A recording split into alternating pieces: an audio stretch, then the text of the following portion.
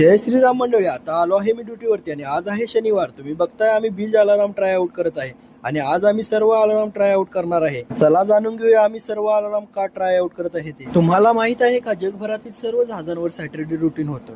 हे का होतं माहित आहे का तुम्हाला? आता आमच्या फिटर भावाने सर्व्हिस टँक आणि सेटलिंग टँकचे अलाराम पण ट्राय आउट केले आहेत आणि आता आम्ही जाणार आहे डेकवर आम्ही एअर ब्लोअर्सचे फ्लॅप मोमेंट करून पाहतो आहे. फ्लॅपची मोमेंट फ्री असणे महत्वाचे आहे कारण फायर लागल्यावर व्हेंटिलेशन बंद करण्यासाठी हे क्लोजर्स वापरले जातात. बघताय तुम्ही आपले फिटर भाऊ एकदम जोश मध्ये आहेत, एकदम फुल ताकद लावून काम करत आहेत. सॅटरडे रुटीनचा मुख्य उद्देश जहाजाचे सेफ्टी इक्विपमेंट 100% रेडी ठेवणे आहे. हे प्लांट मेंटेनन्स आणि सुरक्षा तपासणीचे ग्लोबल स्टँडर्ड आहे. आणि आता तुम्हाला मी दाखवतो आमच्या जहाजची फॉरवर्ड साईड.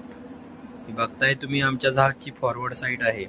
आता आम्ही जहाजाच्या एकदम वरच्या भागावरती जाणार आहे, म्हणजेच मंकी आयलंड वरती. आणि तिथे जाण्यासाठी ब्रिज वरून परमिशन घ्यावी लागणार ड्युटी ऑफिसरची, कारण की रडार पण बंद करावं लागणार आहे. आता आम्ही आलो आहोत मंकी आयलंड वरती आणि तुम्ही बघत आहात आमचे सुखवीर दादा पीपी सिस्टमचे ट्राय आउट घेत आहेत.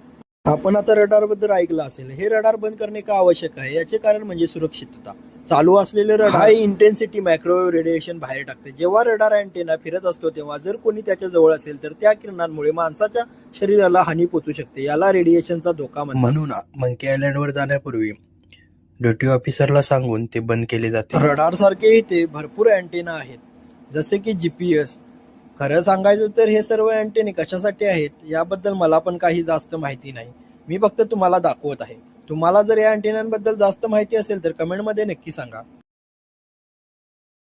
आता आम्ही खाली आलो आहोत खालच्या डेकवरती आणि इतर इपर्ब आहे आणि इकडं आहे सर्च लाईट.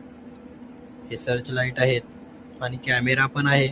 हे सर्व बघितल्यानंतर तुम्हाला समजलंच असेल सॅटरडे रुटीन कशासाठी. जहाजाचे सुरक्षित आणि सुरळीत कामकाज सुनिश्चित करणे, आठवडाभर वापरलेल्या आणि महत्त्वपूर्ण असलेल्या सर्व यंत्रणांसाठी आणि सुरक्षा प्रणालींची कसून तपासणी करणे. आणि आता इमर्जन्सी फायर पंप पण चालू केला आहे. तिकडे आपला नवीन भाई फायर लाईन घेऊन उभा आहे.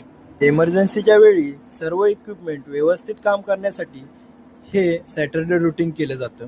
हे सर्व रेकॉर्ड जहाज तपासणाऱ्या सर्वेयर्स अधिकाऱ्यांसाठी खूप महत्वाचे असतात. या रुटीन मध्ये काही त्रुटी आढळल्या जहाज पोर्टवरतीच थांबू शकते. आणि आता आमचं प्रोव्हिजन आलं आहे. टी टाइम झाली होती. टी टाइम झाल्यानंतर आता आमचं प्रोव्हिजन आलं आहे आणि हे प्रोव्हिजन आता आम्ही आतमध्ये घेणार आहे.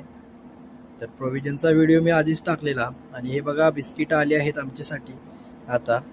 तर आता जेवू बिवून आलो आहे मी केबिन मध्ये. सुट्टी झाली आणि तर बाहेर गटलं पडले कसलं तरी. तर बघतोय तर आज बिस्किट आलेली ती सर्व वाटप झालेली आहेत. तर मंडळी चला भेटूया पुढच्या व्हिडिओ. तर मंडळी व्हिडिओ आवडल्यास नक्की लाईक आणि शेअर करा. जय श्रीराम.